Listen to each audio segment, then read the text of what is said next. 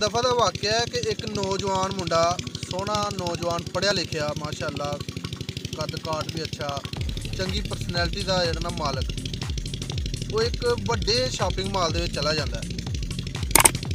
यानी कि वो किसी अपनी जरूरत जिंदगी के वास्ते कोई चीज़ लैन वास्ते चला जाता है। उत्थे 2-4 मिनट तो बाद उन्होंने इस तरह महसूस होता है कि कोई उसका पिछा कर रहा है। वो पिछे मुड़ के देखता है तो उन्होंने लगता है कि एक माई जान ने जिहड़ा उसदा पिछा कर रही ने।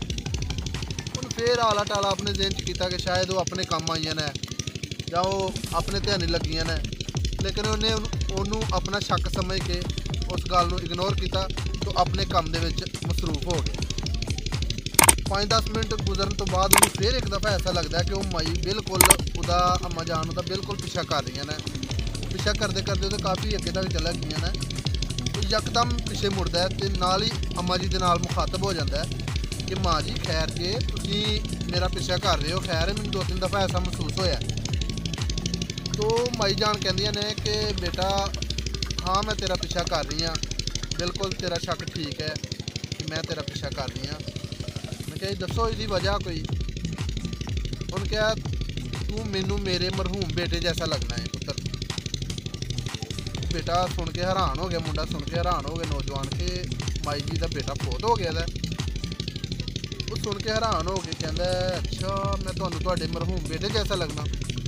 ये कह के तो माई जान रोन लग पई ने। उन्होंने कहा अम्मा जी कोई गल नहीं तुसीं चुप करो, मैं तुहाडा बेटा ही हाँ।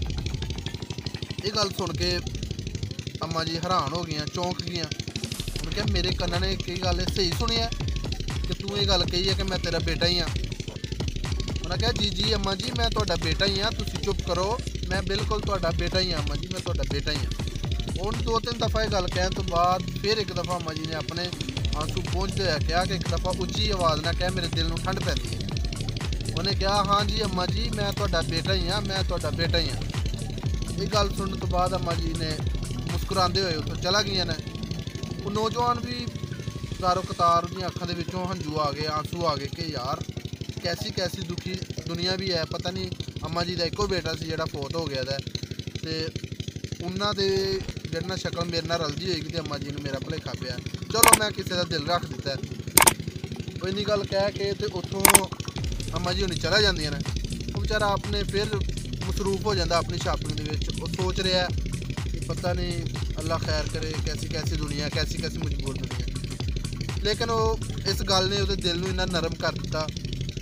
वो बगैर किसी शॉपिंग कीते बगैर कुछ ले थोड़ी जी शॉपिंग एक मामूली जी की वो जान लग पाया। जिस टाइम काउंटर पर पहुँचता है उत्थे जाके वो की देखता है, हैरान हो जाता है। जिस टाइम उन्होंने काउंटर के उत्तों 10,000 रुपये का बिल दिता जाता है, ये लो सर ये आपका बिल है। वो हैरान हो जाता है कि यार मैं 10,000 रुपये का बिल मेरा किस चीज़ का बन गया। उन्होंने पुछन के उत्ते दसिया कि यार तेरा बिल 800 रुपये का तेरा बिल है, 9,200 रुपया तेरी अम्मा जान का बिल जी उन्होंने शॉपिंग यार की मेरे ना बनया। लेकिन उन्होंने हकीकत का उत्थे जाके पता लगा कि उस अम्मा जी ने उसदे नाल फ्रॉड किया। वो सिर्फ उच्ची उच्ची आवाज़ के कोलों कहला के मेरा बेटा है और काउंटर पर कह के चला गया ना कि मेरा बेटा मेरा बिल देगा। वो दिन जाए अज का दिन आए, काफ़ी अरसा गुजर गया।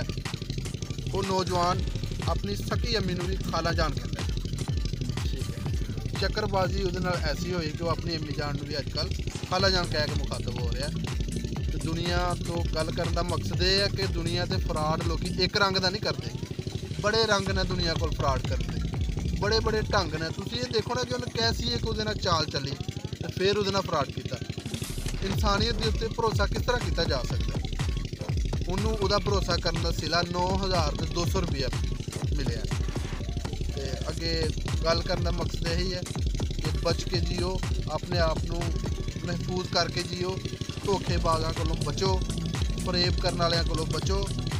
क्योंकि इन्ना जहन इंसान सीधे काम के नहीं दौड़ाता जिन्ना धोखा करने वास्ते जहन दौड़ाता है कि मैं किसी ना किस तरह धोखा करा।